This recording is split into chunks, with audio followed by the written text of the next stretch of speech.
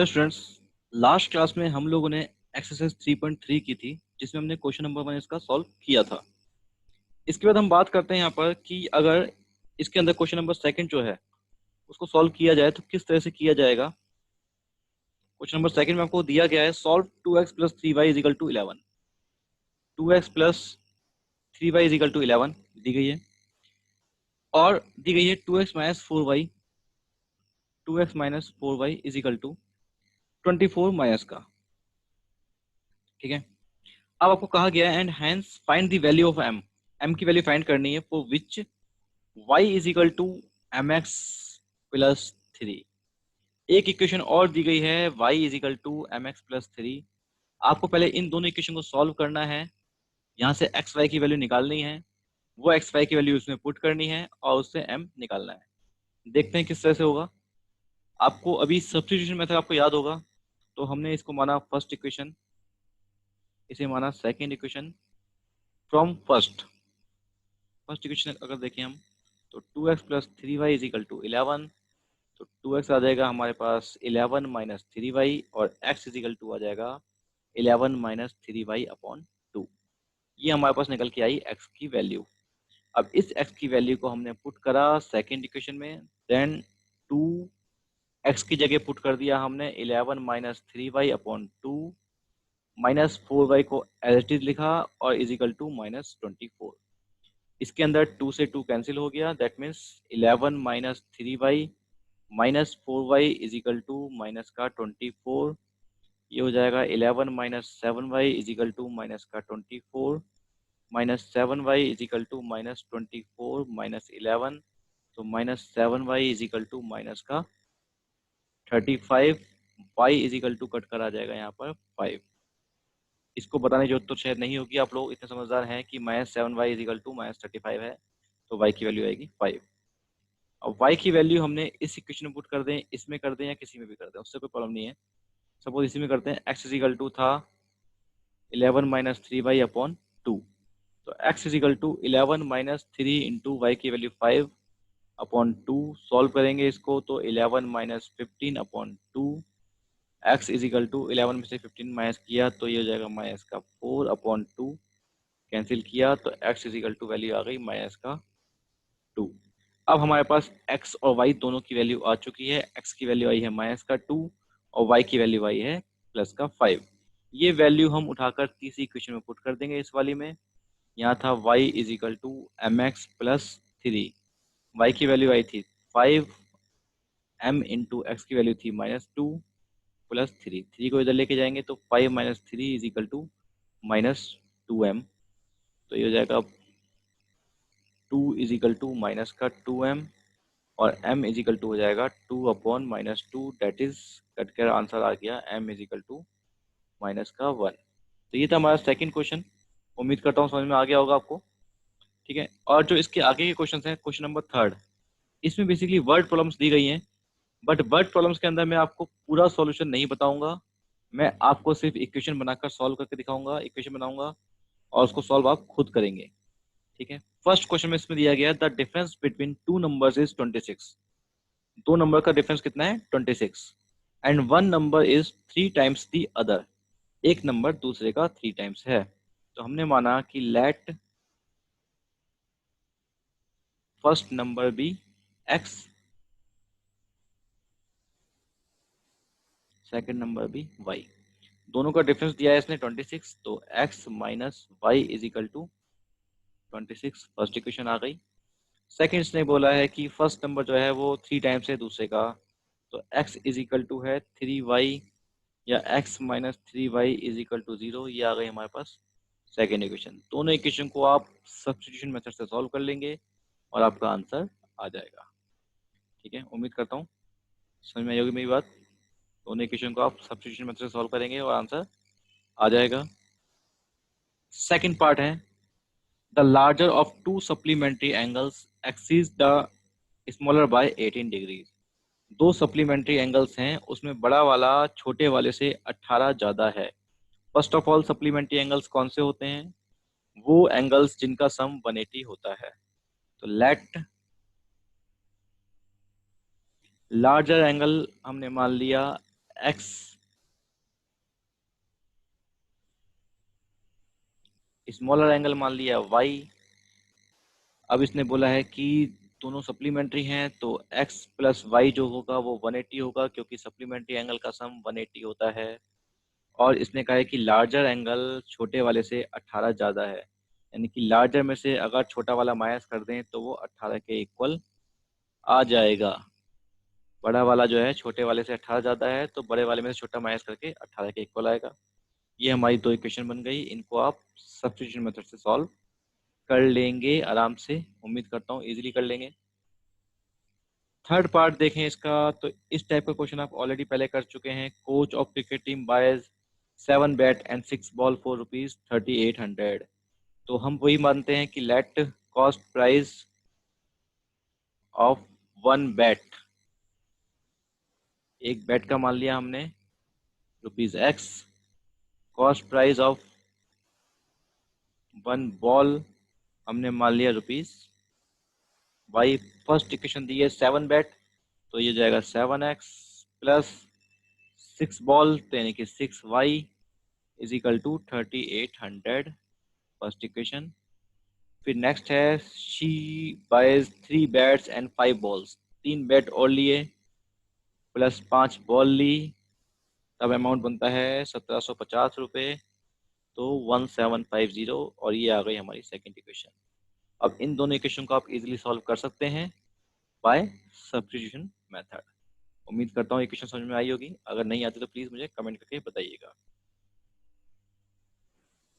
Next question की अगर बात करते हैं तो यहाँ पर कहा गया है the taxi charge in a city, एक सिटी के अंदर जो टैक्सी चार्ज है, ठीक है, वो दिया गया है fix charge together with charge for the distance covered. मतलब टैक्सी में बैठते ही आपका मीटर डाउन हो जाएगा, आपको कुछ ना कुछ चार्ज देना पड़ेगा, वो चार्ज फिक्स है, और उसके बाद आप जितने भी किलोमीटर चलते हैं उस चार्ज का अलग चार्ज किया जाएगा, उतने किलोमीटर का।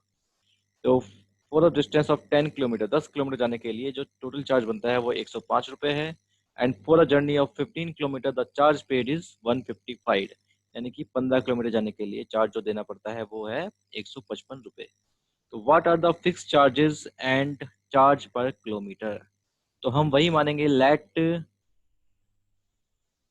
फिक्स्ड चार्ज जो होगा हमारा वो मान लेंगे ₹20 एक्स एंड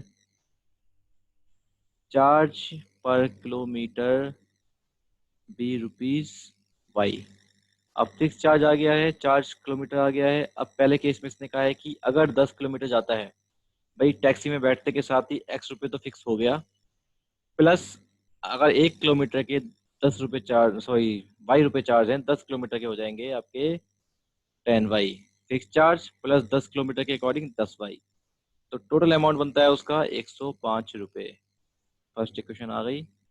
फिर उसने बोला अगर 15 किलोमीटर जाते हैं तो ₹155 देने पड़ते हैं, टैक्सी में बैठते ही ₹X चार्ज बन गया, 15 किलोमीटर के लिए 15Y, तो टोटल अमाउंट बना हमारा ₹155। तो ये आई हमारी सेकेंड इक्वेशन। इस तरह से हमारी फोर्थ क्वेश्चन के अंदर दोनों इक्वेशन आ जाएंगी। इन दोनों इक्वेशन को आप सब्स्टिट्यूशन मेथड से सॉल्व करेंगे। अगर सॉल्व करने की प्रॉब्लम आती है या सब्स्टिट्यूशन मेथड आपको नहीं पता तो मेरी लास्ट वीडियो जरूर देखिएगा, उसके अंदर मैंने आपको बताया था कि सब्स्टिट्यूशन मेथड क्या होता है, ठीक है, उसको चेक कीजिएगा, उसमें आपको समझ में आ जाएगा, ठीक है। अब हमारा लास्ट नेक्स्ट क्वेश्चन पार्ट है, हमारा फिफ्थ पार्ट, सॉरी फोर्थ लिख दिया मैंने गलती से। फिफ्थ पार्ट में कहा गया है a fraction becomes 9/11 if 2 is added to both numerator and denominator. कोई फ्रैक्शन 9/11 बन जाता है अगर दो ऐड कर दें हम न्यूमरेटर और डिनोमिनेटर दोनों में, दोनों के अंदर अगर हम 2 ऐड कर देते हैं तो फ्रैक्शन बन जाता है 9/11। तो लेट न्यूमरेटर हमने मान लिया x,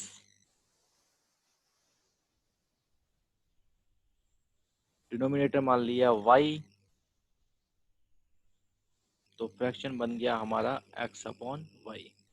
अब इसने बोला है अगर दो ऐड कर दें ऊपर भी नीचे भी, तो ऊपर भी दो ऐड करे नीचे भी दो ऐड करे, तब वो बन गया किसके इक्वल आ गया 9/11। ठीक है, क्रॉस मल्टीप्लाई कर ली इसकी, ये आ गया 11x plus 22 is equal to 9y plus 18। 11x minus 9y is equal to 18 minus 22, that means 11x minus 9y is equal to minus का 4। फर्स्ट इक्वेशन आ गई। सेकंड पार्ट में इसने बोला है कि if 3 is added to both numerator and denominator it becomes 5/6।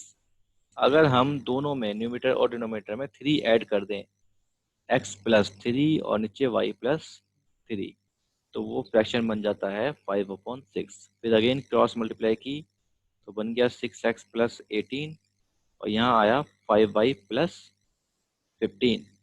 अब ये हो जाएगा 6x minus 5y is equal to 15 minus 18, तो 6x minus 5y is equal to minus का 3। ये आ गई हमारी सेकेंड इक्वेशन। तो हमारे पास ये दो इक्वेशन सॉल्व होके आई। इन दोनों इक्वेशन को हम सब्स्टिट्यूशन मेथड से सॉल्व कर लेंगे और आंसर हमारा आ जाएगा। क्लियर है बच्चों? अब हम बात करते हैं लास्ट क्वेश्चन की इस एक्सरसाइज की, that is question number 6 part. इसका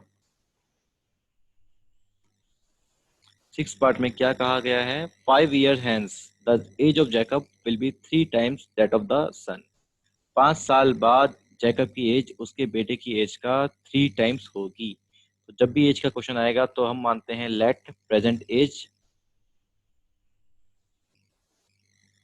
एज ऑफ जैकब मान ली हमने x ईयर्स और प्रेजेंट एज ऑफ सन मान ली हमने y ईयर्स। पहले केस में उसने कहा है 5 साल बाद, आफ्टर 5 ईयर्स।